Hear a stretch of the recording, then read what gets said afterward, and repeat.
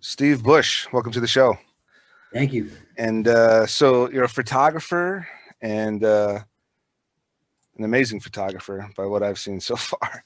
Oh, thanks. I love the work, especially the Salton Sea. I saw like some photos you took of out there in the Salton Sea. I'm not sure how long ago that was, but I was actually just recently. I actually just got back from a road trip around the Southwest, starting up in Northern California, where I'm based right now. Went down through Southern California, into Nevada, into up into Utah a little bit, Arizona, and then finished up around the Salton Sea. yeah, man. This one photo, and I'll do a screen share this thing, but this one photo with this this mailbox in the middle of the sea is like seriously blew me away. Like that's what's the story behind that? That I'm not quite sure. Also, because the Salton Sea is getting smaller, so I don't know if that was a joke, or it could be like an art installation. There's a lot of kind of alternative and lowbrow style art going on out there. I lost it. But yeah, it's. I saw that, and then the swing out there as well, and it was kind of a no brainer. It's like I gotta capture this one. This is too odd. Yeah, so I don't know if you ever seen the movie The Salton Sea with Val Kilmer, but like when I saw that Bombay Beach Salton Sea, like because that movie The Salton Sea with Val Kilmer, for me, it was definitely that was like a hidden gem. That was like a uber independent kind of deal. Yeah, I've never seen that. I'll have to check it out. Yeah.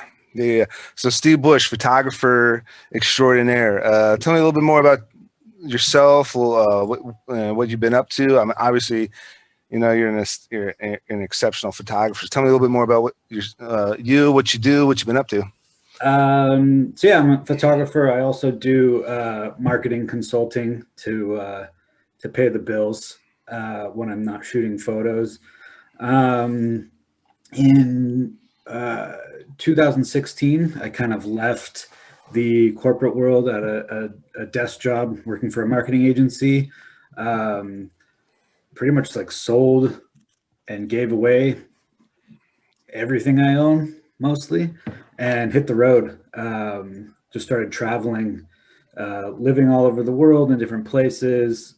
Pretty much had gone from having visited maybe 4 countries, and in the last few years, I think I've been to almost 40. So I've definitely started to just kind of see the world, change my attitude about how I see things, how I live my life.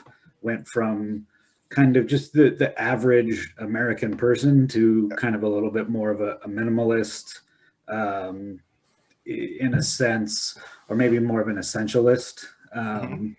And yeah, just kind of in that time picked up photography, sort of as a way to both like kind of document all the places that I was going, but then also help motivate how I chose places to visit, things to see, things to do.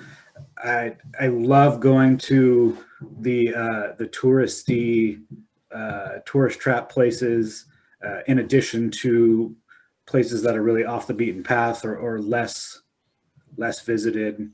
Kind of got into urban exploration, going and seeing places that have been abandoned or left behind. It's fun and kind of interesting, and that's part of the reason I ended up at the Salton Sea. Was it's this entire little village that at one time was the hottest place in the United States. All these famous people were going there, and now it's it looks like a scene out of Mad Max. So yeah, absolutely, kind of in reverse, like Waterworld almost. Yeah. It's such a weird place, in like how it happened, how it went from being this hot spot to you know, the journey that this place took, but also even now, like who are the people that are living there?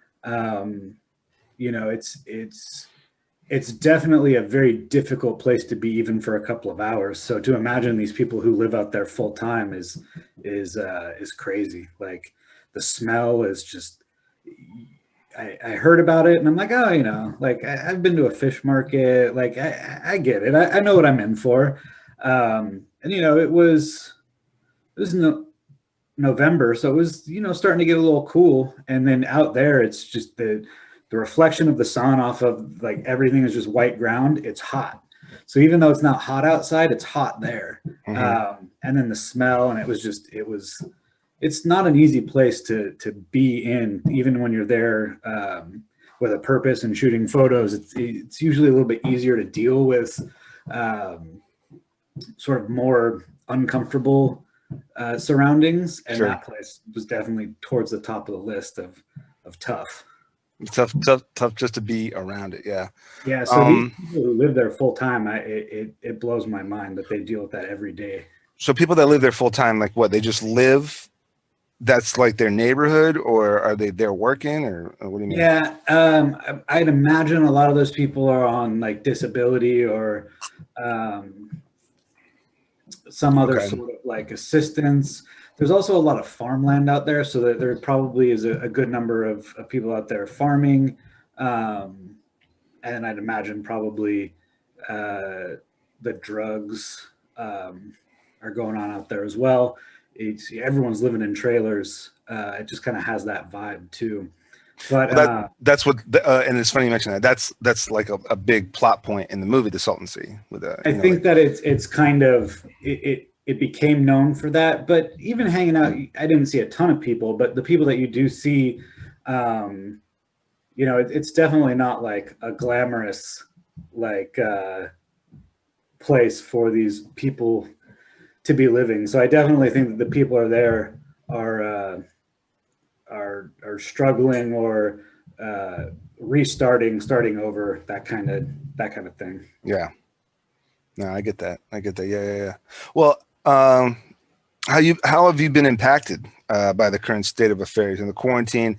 Like you said, you're big on travel. You're big on and you know what? Let me before we touch on that.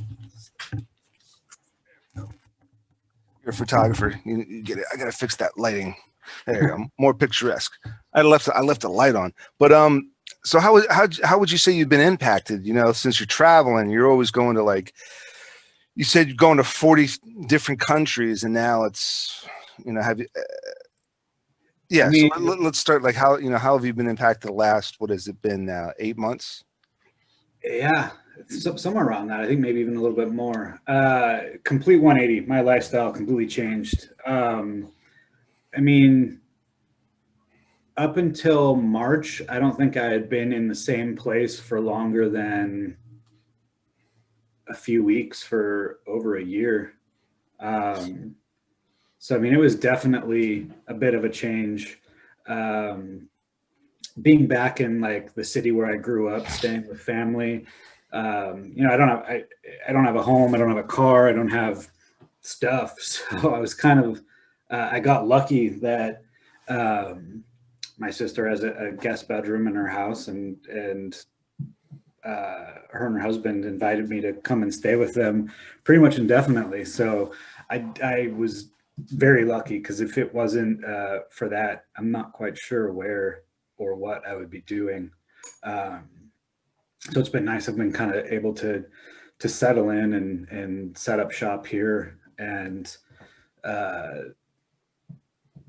it's different though, just because it's like the town that I live in it's not small in like size, but it's kind of small in culture. So there's not much to do here, which is again like the exact opposite of what I'm used to in places where I've lived and traveled. It's, you know, you can walk out the front door and there's always something, where here it's I guess it's technically considered like rural. It's a city, but you know, it's surrounded by farmland. It's surrounded by vineyards. So there's it's not a whole lot to go out and see or explore or do. Even little things like hiking or going out and getting exercise is tough because there's just not a ton of places to do it. Where are you now? If you don't I'm in Santa Rosa, California. Santa Rosa, yeah. Sonoma County. I lost you a little bit. So you said Santa Rosa? Yeah. Okay. In Sonoma County. So I'm about it's about an hour north of San Francisco. Okay. All right. Yeah, that's awesome, man. So, like going back, pre-COVID, you said you'd be in a spot, 2 weeks. How would you pull that off? Are you like just camping? Are you like Airbnb-ing? Are you? It's mostly Airbnb. Every once in a while, I'll stay in hotels, but it's for the most part a lot easier to be an Airbnb. You get your own space to kind of like exist more. Where in hotels, it's really just a room. I don't really travel like super budget, but I don't travel luxurious at all. Somewhere in the middle of I don't need a lot. I pretty much just need internet so I can work. But yeah, mostly Airbnbs. Sometimes it'll just be a room, which is a little awkward. I'm still not used to that, sharing like someone else's space. Right. Yeah. But a good number of times I'll find, especially Europe and Asia, it's really easy because the living like homes or living spaces are so much smaller. So it's a lot easier to just rent your own space because I guess it would be similar to like a studio apartment here in the US, especially in Asia. It's a lot more cost effective to travel that way. And you're getting about the size of a hotel room, but it's got everything you would need, kitchens and all that. Yeah, for a while, I mean, some colleagues, we wanted to just look at some of the most obscure, bizarre Airbnbs. People renting out tree houses and renting out, refabbed school buses turned into some sort of little hut. And we wanted to do a whole web series. I just, of course, never got around to it. But so you're traveling, you're doing, are these gigs? Do you have an assignment? Was this, and if I'm if I'm getting to personal private, but is this savings that you're spending? Are you finding something that you can then, are you making an investment on your travels and then finding something to like make money off of? Or so I still work, I mean, for all intents and purposes, I still work full time for what that's worth in marketing consulting. So it's all, even before COVID, I've been location independent. So wherever I'm at, I'm still working, which kind of leads to sometimes when I'm in, Vietnam, having meetings at 4 a.m, which is, I think back on it now and I'm like, oh, it was great. Like I had this weird like schedule and it was very like different and it felt exciting. I'm sure at the time I would have been like, this is terrible. I hate staying up until 5 a.m. Right. Yeah, so I still work. Sometimes I'll pick up gigs, creative work. It was starting to happen more often as of recently. When I got started, it was more just kind of, I wanted to be out and travel. When COVID really took over, I was actually on a job in Europe. I was shooting photos on a music tour with some bands. So I was on a bus in Europe. And then, yeah, as COVID kind of started to like pick up, it went from like, everything is awesome, everything's fun, this is so cool, to everyone's still kind of enjoying ourselves, but we don't really know what's going on. A little bit of concern starts to rise and rise. Yeah, like the US is saying one thing, and I think at that point we were in Germany, so Germany saying something else, and it was just really confusing. And then all the band's tour managers are like trying to hustle to figure out, like, you know, what are we going to do if this happens or if that happens? Do we finish this tour? We're supposed to go to France next. Like, there was just all this confusion and commotion, and it kind of was like day after day after day, and then it just was like, all right, we're leaving. And everyone just kind of packed up, and the next morning they were on a flight home, and all the crew and like everyone else was kind of like, all right, well, what do we do now? Because we still have another month and a half that we were supposed to be working. So it was kind of like everyone else scattering. And at that time I was, you know, there was still no information. So I was like, all right, well, you know, they're saying that this is going to be like a month. I'm just going to head to Sweden and hang out for a while. And so I stayed in Germany for a bit, went up to Sweden, was hanging out there, have some friends there, and was like, all right, you know, Sweden's pretty expensive, but I'll kind of treat it like a vacation, take a month off and just hang out. And then it just kept, I started getting all of the warnings, the push notifications on my phone, reconsider travel. And then I remember it was like a Wednesday, and they were starting to tell us like, all right, it's time to come home. So I booked a flight for a few weeks out, planning to come back. And then that Friday, we got the email from, I can't remember exactly who it was, but it was basically like, come home now, or, you know, you might not. Or you're stuck. Yeah. My dad and stepmother, they're in Sweden. My dad, met my stepmother, you know, years ago. She's Swedish. And then fast forward, my dad retires, she retires. They moved to Sweden, you know, pretty much permanently since 2012. So yeah, we've been getting all the news, and you know, Sweden kind of dropped the ball, I think, in the beginning when it came to like maybe. Yeah, I mean, I think they just took a different approach. Yeah.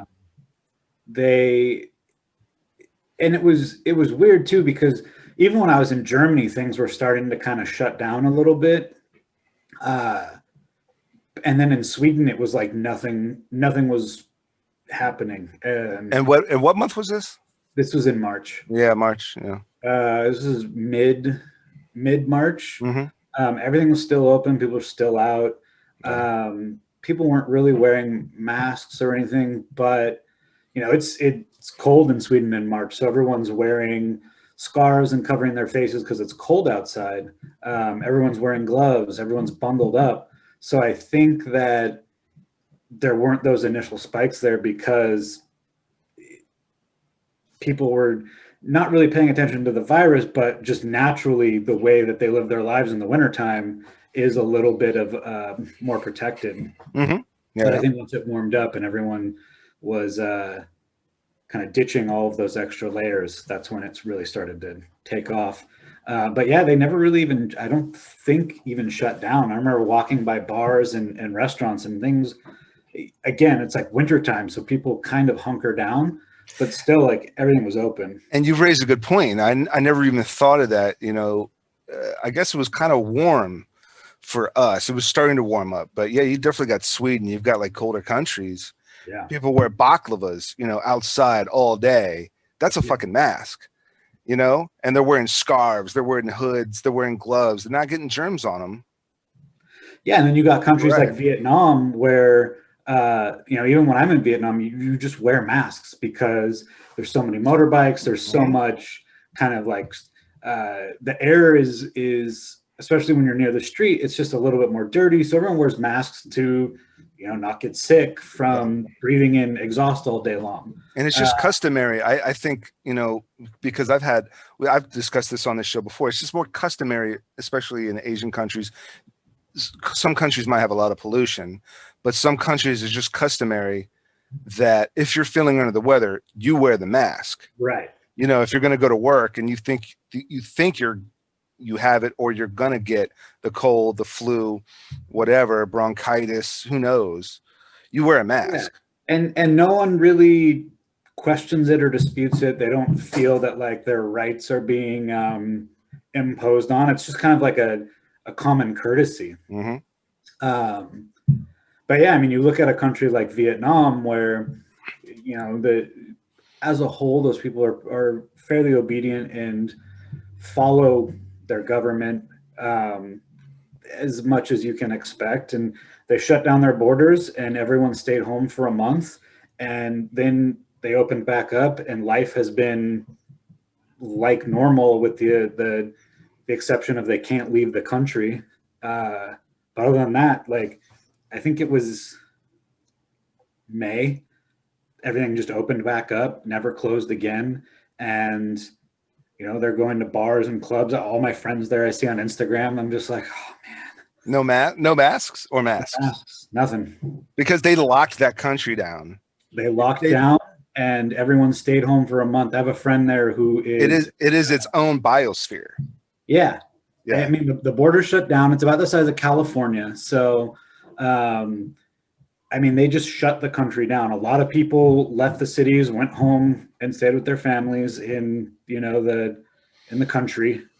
And then everything opened back up and everyone went back to normal. I think they definitely got a hit. A lot of that country, especially just like the average people, do live month to month. So I think they struggled a little bit, but now they're back to normal. Like, people are going to the bars. I think the expat community is still pretty much thriving there. You know, what's that expat community? What's that? Expatriates. So like Americans, expat, Europeans. Yeah. They're all still. I think a lot of people did go home, but that community is still going. They're all out at bars and living life like normal, like nothing happened. So maybe what they did was right. Who's to say? But if you kind of look at where we're at right now and where they're at right now, and let that be the judge.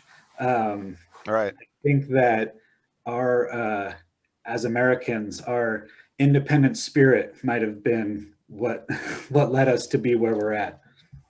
You know, I don't think it's necessarily that independent spirit. I get what you're saying, but I think it's just stubbornness.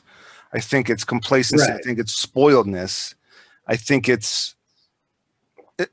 especially, you know, and it's funny you mentioned that because I was just watching, so my wife's a huge Real Housewives of all of them fan, all the different freaking shows.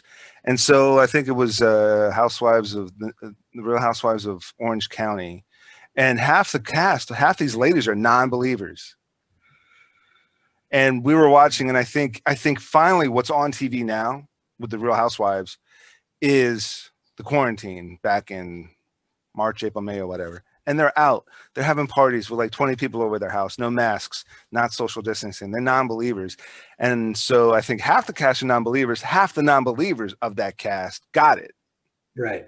You know, and so my wife's juggling of what she's reading on Instagram, which is current, you know, data up to date to the day, and then watching the show, and she's like, oh yeah, she ended up getting it, and she was apologetic. But now we're watching, you know, what's 8 months old, this footage finally edited on TV. But anyway, yeah, and it's just like it's like delusional non-believers, and there's a lot of aspects that had happened in our government where, you know, and I need to be, you know, right now I need to be kind of careful about what I say, but our government, you know, the top leaders of our government at the time weren't giving the full story. And then they eventually, you know, admitted later, yeah, we kind of essentially lied to not cause panic. Right. But had you been like upfront and honest and said, don't panic, here's a step-by-step process, we would have followed that, because I think we've had other issues like that. Yeah. And the nation didn't go into a complete spiral panic. We followed, you know, guidelines. And I think that if it was a little bit more transparent from the start and it was like, look, this could get really bad, but we have an opportunity. Everyone just stays home, wears a mask, you know, lock it down for a month and you know, we'll come out of this. But I think even back then, the idea of locking down for a month, people were like, nah, I'm not doing that. You know, here we are 10 months later, and it's like they're still saying the same thing. Like, no, I'm not going to do that. Where it's like, we could be back to normal from June on if everyone just kind of had done what Vietnam did. Yeah. Yeah. You know, our borders are closed, so it's really just all of us passing it around in circles. You know, it's not coming from China anymore, like Trump was saying. Like, this is no longer the Kung flu or whatever he was saying. Like, this is an American problem. What? I missed that little joke. I missed that little joke he said. Oh, well, yeah, they were giving it the China flu. They really blaming it on China, which, you know, it's, I guess because that's where it originated, maybe it makes sense. It's easy to blame it on someone else, but it really, like, rather than it being our problem, it was really turned into like, let's just put it on everything else. And, you know, it was never like here's a clear message. It's either 100% yes or 100% no, or, you know, just a plan. And we never got that. It was a little bit of this, but then maybe that, but no, we don't know. And no, we kind of know, but yeah, you know, I've got all these experts, but then I'm going to disagree with these experts. Right. And in hindsight, of course, you know, back in March and April, no one knew what was going on, but there was still like no plan until we figure out what this is. This is what we're going to do. It was just sort of you know, we're Americans, we have our freedom. So, you know, if you want to follow what this guy says, it's your right. And if you want to do absolutely nothing and catch COVID, that's your right. Right. And to touch upon that, I think it was social media that took charge. Yeah. And they started this whole social distancing and 6 feet and all that and Zoom happy hours and all that and that whole phrasing. I didn't hear that. I heard that on social media, social distancing, the masks, all these things almost turned into like this whole social media campaign and memes. And it wasn't necessarily coming from the top dogs like it should have been from the get-go.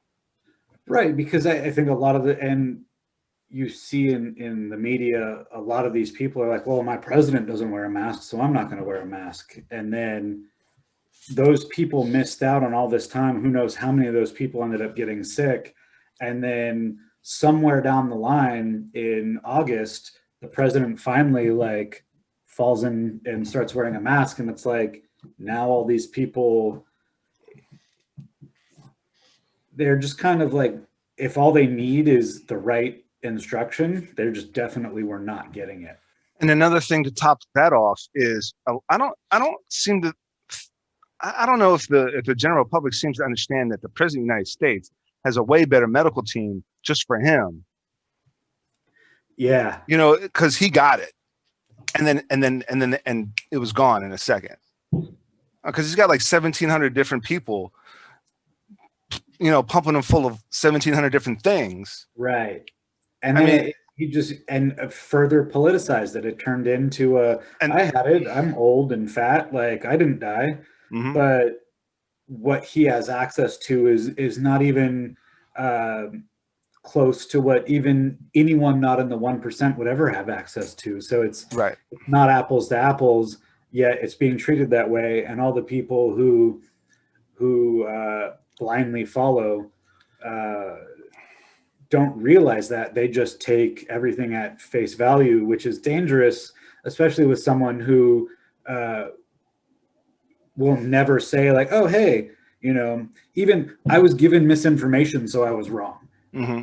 Like, won't even admit that. And then it just turns into a dangerous thing where, you know, even on top of all of the mistruths and you know, all of that, it just turns into half of the country who have a belief that's the exact opposite of what the other half has. And we've kind of lost a middle. All, you know, I think it was going to happen all along, but COVID definitely brought a lot of that to the forefront. Right. And like what a lot of people So I have two different modes of thinking. Okay. So for example, I've worked on sets with, celebrities and stars and big names. And a couple of times someone came to me and said, "Oh man, what do I do if he comes up and talks to me? What do I do if Danny Glover comes up and talks to me? What do I do if LeBron James, comes up and talks to me?" And I'm like, just talk to him, like, just say hi, how you doing? He poops just like you poop.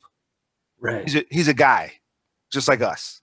He's just really good at something. He makes a shitload of money at it, but yeah, he's a dude just like you and me. And so is Donald Trump, and so is Joe Biden. They're dudes, just like they poop and pee, just like everybody else. But then on the other side of that, it's like, oh, he got COVID and he survived. Shit, yeah, he did, because he's president of the United States. Exactly. He's got like $1 billion medical team right behind him. He's got the United States government like pumping him full of all sorts of stuff that we would never ever have access to, just being like middle class or even upper class. Right. The working class folks is never going to have any sort of access to the kind of stuff that he's got. I mean, it's just like this bonkers reverse thinking. You can't. Right.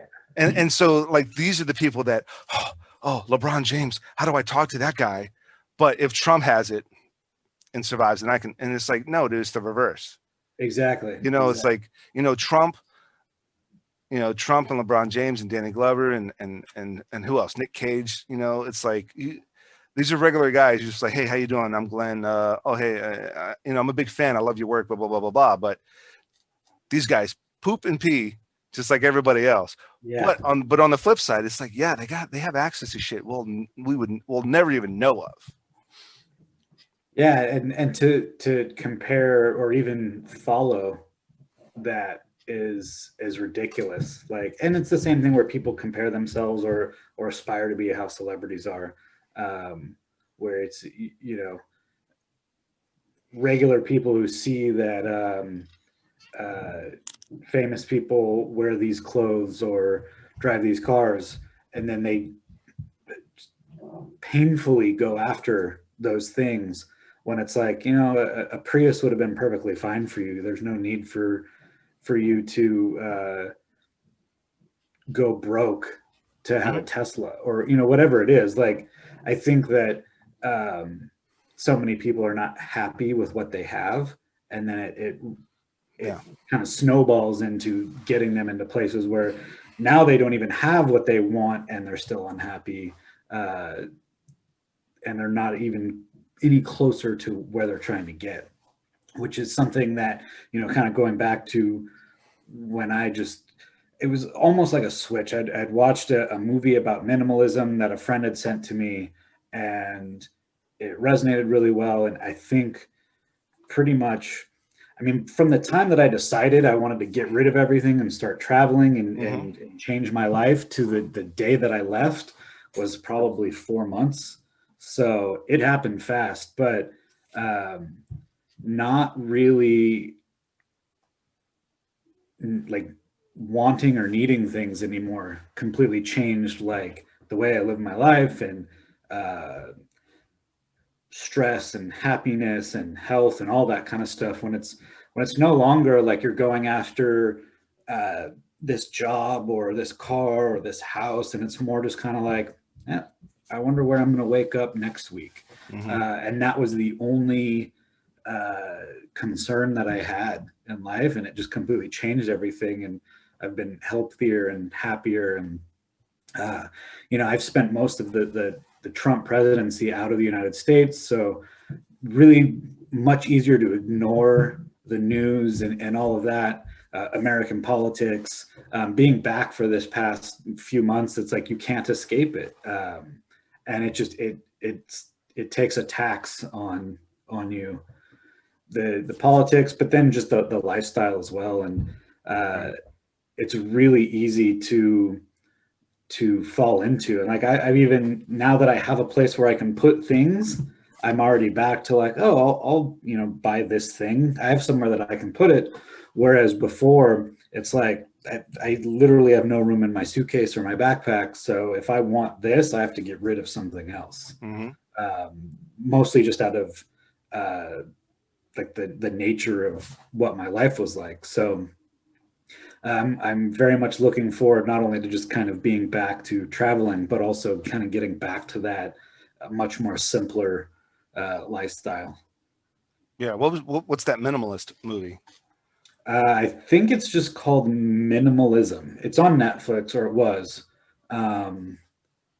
Okay. It's cool though. It kind of shows all the different sort of levels of or different styles of minimalism. There's people who are, living in an apartment with nothing in it, to I think there was a couple where the man was like considering himself a minimalist, but the woman was just kind of normal or not minimalist. But yeah, it was cool just kind of seeing that there was like different ways that people lived. Mm-hmm.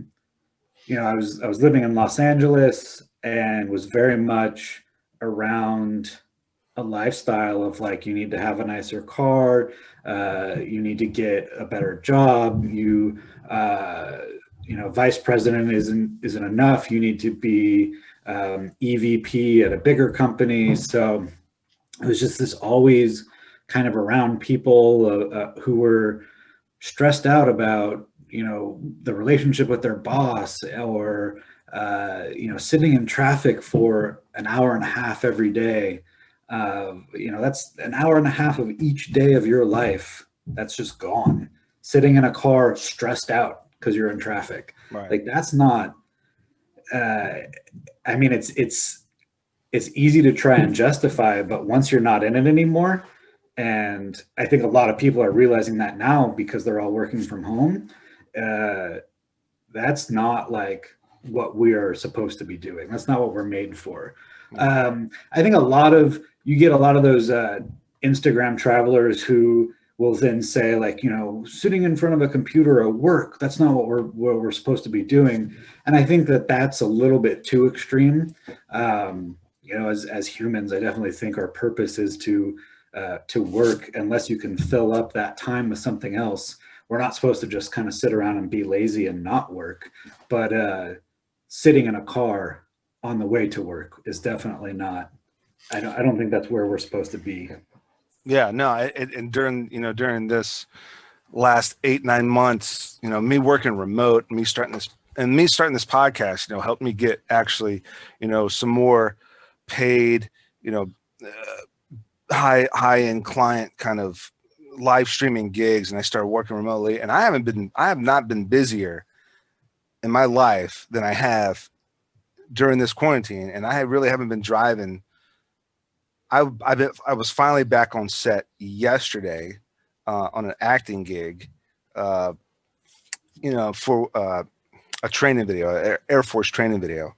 But, before that, it had been March of 2020 had I been back on set and driving, this driving. And, like, even before I have my tactics and my techniques, but there was really no traffic. But I realized I've gotten way more done in the last 9 months than I have in years, because you're right. You're stuck in that traffic, and that, bumper to bumper traffic, that rush hour traffic, and that kills your day, and that takes so much time out. And that's usually, and so what I did, my kind of tactic, even for that, is that's where I'd make some phone calls, catch up with people. Then that was when it was like, okay, I've got clients to call. I'm gonna call them on the drive to this one gig, call these other clients for future gigs, for future opportunities. And that's when I'm going to call them, is when I'm driving to or driving from that gig, and with possible rush hour. Yeah. And I think for people like us, I guess the easiest way, like freelance or people who work for themselves, that's less of a burden, because that's our time, that's our hustle. Mm-hmm. But when someone's sitting in traffic for that hour to work, to go and do tech support for someone else's company, and then that hour home afterwards, that's their time. They're not getting compensated for it, but they're losing it. So I think that for us, it's not as bad. Yeah. as for those other people. You know, they can listen to a podcast maybe, but other than that, you know, they're not having that time to relax or, you know, meditate or exercise or whatever it is that people could be doing with that extra 2 hours or even an hour a day that you always see the again on Instagram, those kind of guru influencer people, like, what would you do if you had an extra hour in the day? I don't think anyone would say sitting in a car driving to work. So yeah, no, and you mentioned, hey, if they're going to listen to a podcast, they should listen to this one. It's on Spotify also, so definitely do that. But you know, since you know you're a photographer, so it's a little bit different. But have you been back on a location? Have you been back out there shooting something? So I've done a few like portrait shoots, like over the summer when it was a little bit easier to be outside. I did a few. It was nice to do that work. My family here that I'm staying with is a little bit more buttoned up and a little bit more, you know, if you don't see anyone, your chances of getting COVID are a heck of a lot less than if you do. So very locked down here, which for me, you know, it's staying with them. I want to follow their rules. I'd hate to be the one where they don't go out, but then I do, and I bring COVID home. I would feel like a jerk. So definitely follow kind of their house rules. So a lot less project on that side, but you know, that road trip that I took last month pretty much covered you know, my need to kind of get out of the house to go and have adventure, but also, you know, I went to the Grand Canyon, I went to Horseshoe Bend, I went to on a few hikes up in Utah, taking photos of all of the weird like hoodoo rocks and all of that, Salton Sea, Joshua Tree. So my that whole sort of adventure was based around going out and shooting photos, and for no real purpose other than to just to do it. Like I didn't have a specific project in mind or anything. So it was really just for my own sanity. Right. Yeah, man. Absolutely. So, you know, you mentioned minimalism or that film, Minimalist or Minimalism. Has there been anything else you've been binge watching, binge reading, binge studying during the downtime? Yeah, I mean, I've fallen into Netflix. So usually when I travel, I have a lot less time to consume media in general, and so it's been kind of cool to catch back up in things. Lots of Netflix. I watched The Queen's Gambit. I thought was cool. I've watched The Crown just because it's interesting to me. I was watching, what else? Like a lot of the simple like sitcom stuff. I've caught up on all the shows that I kind of wasn't really watching. But mostly I'm just looking forward to season 3 of Cobra Kai. That's my big one. Absolutely. Now, so I'm gonna have to divert only because you're wearing the shirt. But are you watching wrestling? And so, number one, are you watching wrestling? No. Okay. So, huh? It's too weird. All right. So, and the only reason I ask is because I've been a wrestling fan, you know, ever since, you know, kind of Hulk, but more Ultimate Warrior and Bret, and then WCW, NWO, and then ever since NWO, WCW, NWO, it was everything non WWE. The Attitude Era was great, so it was the whole Monday Night Wars was great, and then the second WWE killed WCW, so who then it was just everybody that was not WWE is and now AEW is like one of the greatest brands right now of wrestling. Yeah. So, go ahead. What were you gonna say? Yeah, I was gonna say I kind of checked out after the Attitude Era, just across the board. My brother-in-law here is a wrestling fan, so we watched WrestleMania. We watched one of the other pay-per-views. It was just it's too awkward. I feel like they're trying, and you know, Vince has come up with some good ideas, but but I feel like it's not there. And just watching people wrestle in front of nobody, it loses. I mean, that's probably like a good quarter of the entire piece of the pie. The piece of the pie, yeah. Yeah. You know, the sound, seeing people's reactions, the signs, like whatever it is, like you can't really touch on it specifically, but it's night and day for sure. And so, I mean, I've watched a few of the bigger things here and there. I still enjoy wrestling. It's fun. It's entertaining, but you know, it's lost a big element of it for sure. Yeah. Now, I agree. See, I was watching AEW grow, and then they started Dynamite on TNT, and it was really starting to kick off. And then quarantine happened, and they just stuck with it. And they made all their wrestlers be the crowd in the front row. Whoever was not wrestling was like the front row crowd, and that was it. And they decided to stay at this one location throughout. They've been only at this place called Daly's Palace, or I think it's Daly's Place in Florida, and that's the only place they've ever been wrestling since March or April. Wow. And now I think they're doing like a third capacity, so they're letting in fans, and fans are in there, and they've just stuck with it. And that's awesome. And it just really blew me away. And you know, the storyline's still there, and you know, there's a number of like these amazing new wrestlers on AEW anyway that are like kicking ass, and they're going to be, you know, huge superstars. But so I guess, who would you say was your number one? Like, who was like, of all time, who was your number one guy?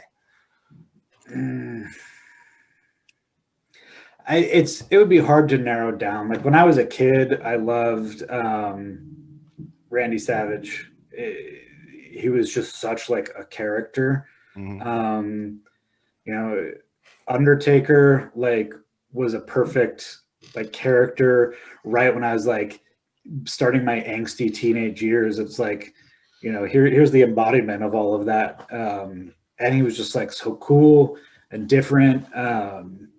And I love that now that he's retired, he's kind of like, he gets to be like a regular dude finally. And he no longer just has to be the Undertaker, which I think is rad. You know, loved Stone Cold, loved that kind of like, just like the whole rattlesnake, like don't give a shit. Like I thought was awesome. It was like, it was a bit of a 180 from like where everyone else was. Like, you know, there wasn't gold tights. There wasn't, you know, like shiny glistening. It was like a down dirty, like fighting guy, which I think really helped pivot like the direction that like entertainment wrestling went in. He's definitely him and Undertaker are responsible for that for sure. Everybody, you gotta love The Rock. Yeah. I mean, even now, like I'll find myself just out of the blue, haven't seen The Rock wrestle in what, 20 years, and someone will be saying something, and just out of the back of your head, it's like, it doesn't matter what you think. Right, you know, like, exactly. It never leaves you. So he definitely like has had an impact, and then, you know, being able to see him turn into like one of the biggest actors in the world was awesome to see as well. And I think that he definitely helped wrestling, like entertainment wrestling for sure as well. And then pretty much after that, like I didn't really pay attention to anyone. But I mean, like even in the Attitude Era, there's all those wrestlers that like I felt like did so much for wrestling and did so much for just kind of like the stories got so much better. The characters, like you actually hated these people. It was awesome. But yeah, I think if I had to narrow it down to just one, it would probably have to be just Undertaker. Okay. I mean, all the guys from when I was a kid, like I was too young to really like latch on and like, you know, everyone in school loved the Hulk, and you know, the Hulk was cool, like,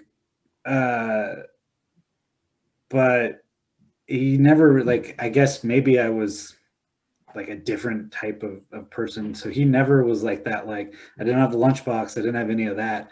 I think I was just too young to like really know why anyone would be my favorite. So I think right around the time that I was able to do that was right when I think Undertaker was coming in. And so it was like just all crashed together at the right time. Yeah.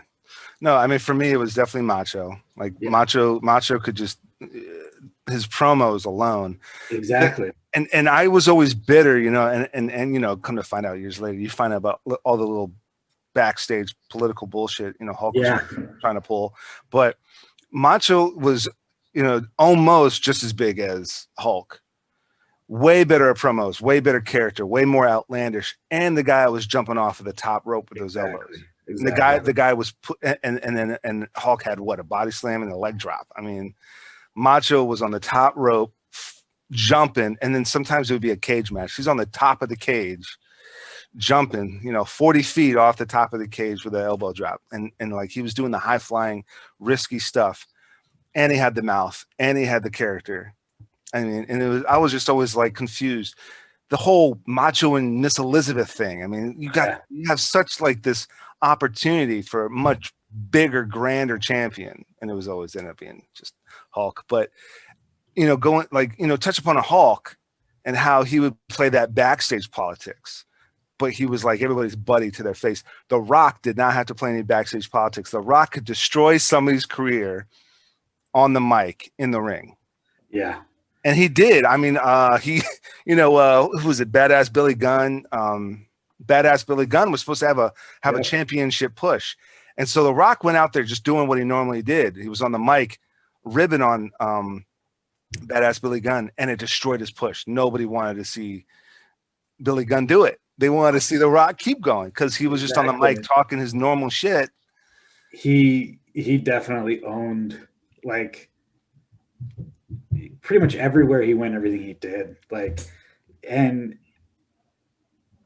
kind of going back and seeing everything in hindsight and learning more about everything that was going on behind the scenes. Because in the 90s, unless you were like a 100% diehard person who was getting into like the magazines and the like the message boards and stuff, we really didn't have an idea as a teenager like what it was all about. We knew wrestling was not real, but other than that, like, you took everything at face value when you're 14, 15 years old. Yeah. And so going back and kind of seeing like how The Rock went from, you know, day one to being The Rock that we all know happened so fast compared to how long it took a lot of these other guys. And these guys who struggled and hustled for years and never really got past, you know, the lowest ranks. I think it just really goes to show, like, as an athlete, as an entertainer, how big The Rock was. Yeah. But how prolific, and how he came up with a gimmick and he ran with it, and he put so much into it to, like, just, I don't know, man. And you see so many people who try to do it now. Yeah. And I think that it can work for a few people, especially now because The Rock is so far removed. But like, I watch it and I'm like, nah, this guy's not even close. And if The Rock was still there, none of these guys would be able to do it because he could just do it so much better. But the kids who watch now don't know The Rock as a wrestler. They just know him as an actor. So they don't know that such and such character is basically just doing The Rock. Yeah. What's his name? Shoot, I can't remember his name off the top of my head. It's a newer guy, one of the bigger ones. And you can even see where, like, his character isn't just an exact, like, one for one, but you can see, like, when he's on the mic, even a little bit in his wrestling style, that it's just like, he has so much that he got from The Rock. What is his name? John Cena? No, no. Not John Cena. John Cena's rad though. I loved his. Yeah, I like his shtick. And you know, like you said, you know, Macho was so different than Bret. And Bret Hart's another one. Bret Hart went and did like this totally different, like cool, calm, quiet. His character was, you know, humble and all about the work. Yeah. And the reason why I like Bret so much is if you watched Bret Hart wrestle, you kind of questioned, is this shit fake? Like, he was such a good technical wrestler that it was almost like, are they actually wrestling for real? Like, when at his height, I think I was anywhere between 13 and 17, you know, that whole period. And I'm just like, dude, this shit, I don't think this shit's fake. Right. That's how good he was wrestling dudes. I mean, there was other guys like with Hulk. It's just like Hulk's just smashing dudes left and right. Warrior is just smashing dudes. You're like, okay, that guy's not that guy's not that powerful. But Bret was so freaking good that you questioned the illegitimacy of pro wrestling. That's how good he was. Yeah, and I think they tried to recreate that when they were bringing in like the Kurt Angles and the Ken Shamrocks and trying to be like, no, this, like, these guys are real athletes. And it's like, no, we get it. No one's disputing that. But also, I don't think that the street fights happening in smashing people with cars going on in the background is real. Like, you can't be a soap opera and then also be real wrestling at the same time. Like, it just, reality doesn't work that way. Yeah. And so I think they tried too hard, and then they tried to get away from it being so like grandiose. And then I think that's right around the time I stopped watching too, is when they tried to turn it into like bodybuilding, wrestling, and the stories got a little bit less like soap opera like based. And I think also kind of growing up and becoming like an adult, I guess, it kind of starts to feel a little bit corny. And then coming back to it now as like a fully grown person, it's fun again. And so it's kind of a bummer that it's not happening to its full capacity. So I'm curious to see. I definitely think wrestling was going to be one of the first things that will be back to full capacity before anything else. I think Vince is just far too tenacious to let that not be what happens. I mean, even just kind of seeing what's going on now during all of COVID and the way that they're all running the business, and I definitely think it's good. People need something. People need like those little things of normal, and especially how big wrestling is to so many people. I think it's good that they still have that. But at the same time, like, it's got to be nerve-wracking to be these athletes who kind of have no choice other than to show up. Otherwise, who knows what the rest of their life is going to be. So they're stuck. They got to do it. And, you know, they're, I guess in that sense, as essential as everyone else. But, you know, they're protecting their livelihoods and doing what they got to do. Yeah. And who knows if it wasn't an all or nothing, if they would still be doing it. Which that I think is a bummer. Like, them having to be showing up and wrestling. Well, it's just like actors. You know, it's just like actors, and it's just like, you know, a cinematographer or a sound guy. You know, at some point, I'm sure there's COVID compliance regulations and all that with everybody. And there hasn't been any reports of some of these wrestlers getting COVID. There hasn't, you know, just like there's a COVID compliance officer on every film set. Actors and crew. I mean, professional actors, they got to work, or they got to figure out something else. And so, I mean, it's like, if you want to continue that career path, because this quarantine COVID thing is temporary. Yeah. You know, and it's like, okay, I stopped doing this for so long. Is my spark still going to be there in a year? You know, as an actor, as a cinematographer, as a director, as a pro wrestler. So, and even the brand has to look out for its wrestlers and keep that show on and figure out that workaround. That's what AEW did. They figured out that workaround. They said, okay, Obviously, we're not traveling the country anymore, because a year ago they would do a different city every Wednesday, every Monday Nitro, every Raw is at a different city. Right. They're not doing that. They're just at the same place. All right, let's figure that out. Okay, same place now. Half the fights a night, testing everybody, showing symptoms, COVID compliance officer, and doing all this, that, and the other thing. And like, okay, don't screw each other. Don't be going out. Just stay in the house, stay with the wife and kid, come to the ring. Stay with the wife and kid, come to the ring, and that sort of thing. And probably constant screenings. Probably not constant tests, but constant screenings at least. Yeah.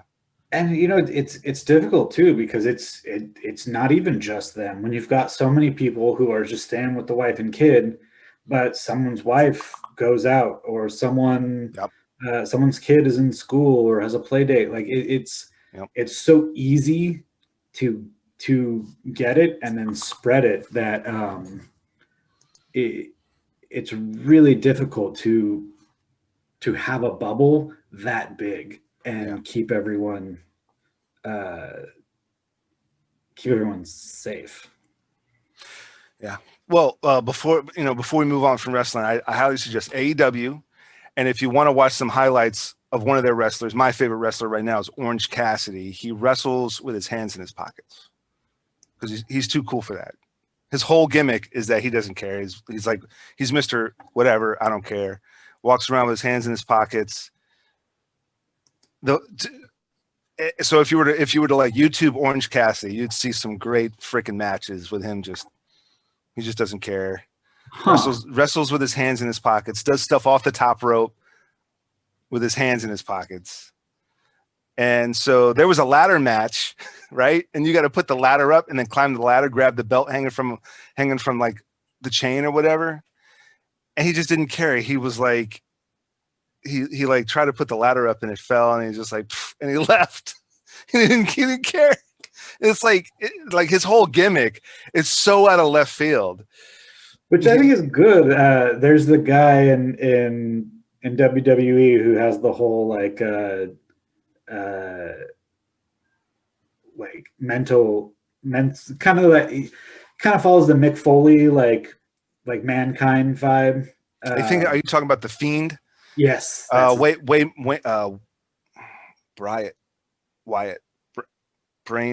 Wyatt. Anyway, I forget his name. It's a unique name, Wayne Bryant or something like that. But he came up with like a alter personality. Yeah. The Fiend. Yeah. And I think like that kind of stuff is cool. Like those really like weird shticks. This Orange Cassidy dude though seems super interesting. I'm gonna have to check that out. Yeah, he is not young too. So I think he's 30 something. Yeah, 36. Oh yeah. I mean, he's been on the indie circuit. So AEW scooped up a whole bunch of indie people and then a whole bunch of faces that weren't with the WWE. And spoiler alert, Sting came back to WWE. Oh really? Yeah. And so they're running with that. Yeah, man. So it's like you got Sting, but if you got Sting and Arn Anderson and Chris Jericho, and then you got guys like Orange Cassidy and there's another guy that's Cody Rhodes, who's like a part of the whole Rhodes family, Dusty Rhodes, Dustin Rhodes, and Cody Rhodes. Goldust, he goes by Dustin Rhodes now on there, and he's like playing off his entire career, how that's encapsulated in who he is now on this brand. It's awesome. But like right now, he's glad that he does not have to paint himself head to toe in like sparkly gold. He does it half. Oh, does he? So he does this crazy like half. Was it just his face or is it his whole body? Because back in the day, he would dip his entire body in. Yeah. So right now, I think like most times he just does half his face, and I think sometimes he's done like some stuff with his arm too. But he's always worn like this full-bodied jumpsuit type of thing, and so he's sparkly.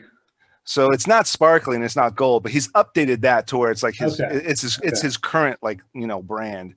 But yeah, Yeah, man. I mean, it's definitely something to check out. So what's next? What's next on the agenda for Steve Busch? What's the next set of goals? Man. Next batch of ideas? What's next on the agenda? Right now, just kind of getting through the holidays. Right. What that, dealing with what that's going to be. Hopefully it doesn't kind of help or cause the country to spiral even further out of control with the cases. Mm-hmm. And then from there, like, the moment I can, I'm gonna get vaccinated. The fear of side effects is not as big as the fear of like having to stay home for any longer than I have to. Yeah. I've started researching countries that you can go to as an American even now, and I kind of teeter on whether or not that's like personally worth it, and then also just sort of like, I guess, ethically, if what I want me is it too selfish to be like, I need to get out of here and go to Turkey? So I kind of wrestle with that. And then also just like, I'm not going to get COVID if I just stay home, as boring as it is. Like, put my head down, continue to work on like old photo projects that have fallen to the side, continue to work on like my actual like consulting work and building that business. There's nothing wrong with that other than it being boring, and I've got to ignore my desire to like get out into the world.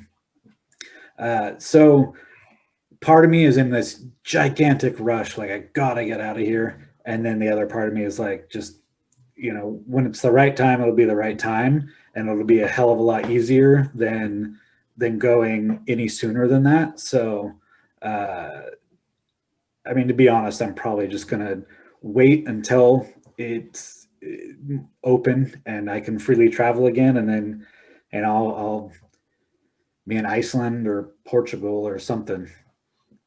Right. Absolutely. Hell yeah, man. I mean, that's the goal, is to just kind of get back to this, to embrace this like new, that phrase, new normal, where it's like a bit of the old and a new, I guess, hybrid, the hybrid new normal. I mean, I see people who are traveling now, and it's just, it's surprising when they don't catch COVID, and then it's hard to feel bad for people when they do catch it because they went on vacation. I was out on the road for a month, and every day, like, being very diligent about doing everything possible to not catch COVID, was pretty much by myself the entire time. So I wasn't too worried about it. But still, like, how hard is it to wear a mask and wash your hands? If I can be out on the road for a month, going to gas stations and in hotels and seeing people face to face when I'm checking in and things like that, I feel like too many people have just, like, I don't know that it's lazy. I think that they're just tired of having to wash their hands 10 times a day, and have just gotten too lax, and then they end up catching it. Right. And then people who are then taking that a step further and going on vacation, and then being like, I'm on vacation, so I'm not going to do all these normal things, part of which are wearing a mask and washing their hands. And then they end up catching it too. So, as boring as it is, like, I keep reminding myself, you can't catch COVID if you don't go out and give yourself the opportunity to. Right. Absolutely. I mean, you kind of touched upon it, but what would be one last point to make, or one last bit of advice?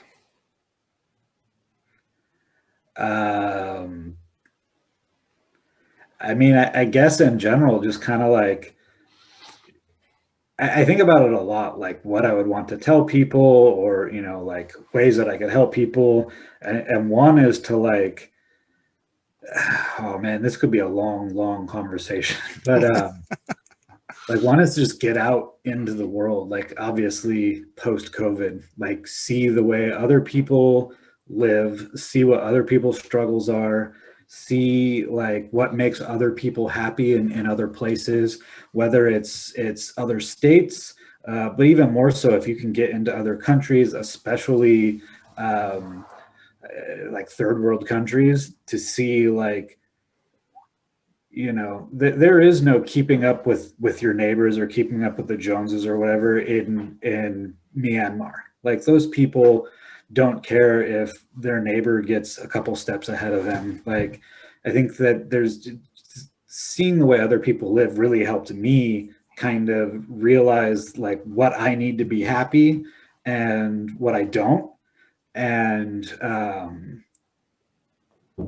I feel that going and seeing so much else out in the world, seeing other places, seeing other like beautiful things, realizing that like, you know, our whole lives we're told that America is the greatest country in the world. And yeah, America's great, but is it the greatest country in the whole world? There's plenty of other places that are just as free, that are just as, you know, all of these other things that we're told that are the reason that we're great. And America is great. Like no one can ever tell you that it's not, especially like for me, I've been to so many other places, but to just kind of blindly assume and never have a passport and never realize why America is great and to just say it like it's words rather than something that has meaning, I think is not helpful for a lot of people. And it makes it so that people don't appreciate what they have. So I'd definitely say like my biggest piece of advice, which kind of seems like cliche and generic, but like to get out and travel and have a little bit of context and something to compare to when you think that your struggle is the biggest thing in the world, and then realize that there's other people who work, you know, just as hard and have so much less because their government takes it away from them, or because, you know, they can't travel because their passport is not strong enough, or, you know, all these things that we take for granted. It just really will help people, I think, in general, just kind of appreciate, you know, happier, healthier, all that kind of stuff. Brings your stress down. I think it's real important. Absolutely. Yeah, man. Of course. Well, that's awesome. I can't thank you enough for coming on and sharing. I mean, that's good advice. That's good advice. Any plugs, links, socials, sites you wanna? Website and socials are all Steve's Not Lost. Instagram, Twitter, Facebook, website, stevesnotlost.com. That's about it. Pretty simple. Awesome, man. Steve's Not Lost. And links are in the description below, so definitely check out Steve's stuff. Steve, I can't thank you enough for coming on, and maybe I'll get one more subscriber. I don't know, a few more viewers. You know, working on it, taking advantage of the quarantine, and you know, and build this whole thing. So thanks again, Steve, for coming on. I learned a lot and inspired me more, and awesome. It was awesome. So to my viewers, I hope I've earned the privilege of your time and viewership, and I know my guest has. Until next time, you know what to do.